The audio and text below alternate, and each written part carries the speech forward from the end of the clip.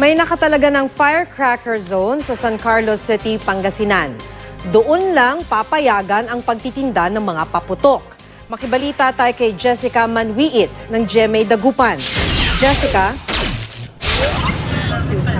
Makiwala na sa dating kinapwepestuhan yung mga nagbebenta ng paputok malapit sa himpilan ng pulisya. Simula yan nang nagtalaga ang lokal na pamahalaan ng San Carlos City ng firecracker zone. Nang sa ganoon, mas ligtas umano ang pagsalubong sa Pasko at Bagong Taon.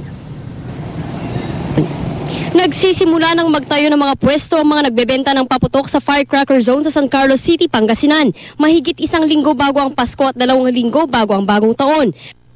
Pero bago payagan ng Bureau of Fire Protection of BFP ang mga negosyante na makapagbenta ng mga paputok, kailangan muna nilang kompletuhin ang kaukulang requirements tulad ng barangay clearance, mayor's permit at certificate of attendance sa seminar na isasagawa ng BFP. Mahalaga ang mga nasabing dokumento para makakuha ng permit to sell firecrackers.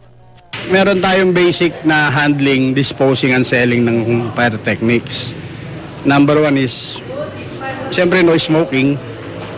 Meron tayong first aid firefighting device tulad ng buhangin, fire extinguisher.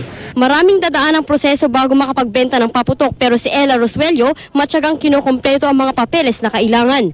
Ang tinitinda lang namin kasi yung nandyan yung pagbawal naman, hindi naman kami nagtitinda ng bawal po. Yun lang yung naka-required. Kung ano yung inano namin sa seminar, yun lang po yung pwede din.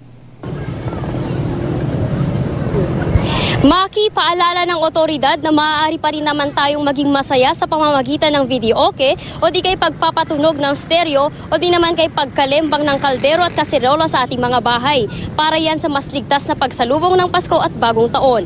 Yan muna ang latest dito sa Pangasinan. Jessica Manwiit, Nagbabalita, Pilipinas.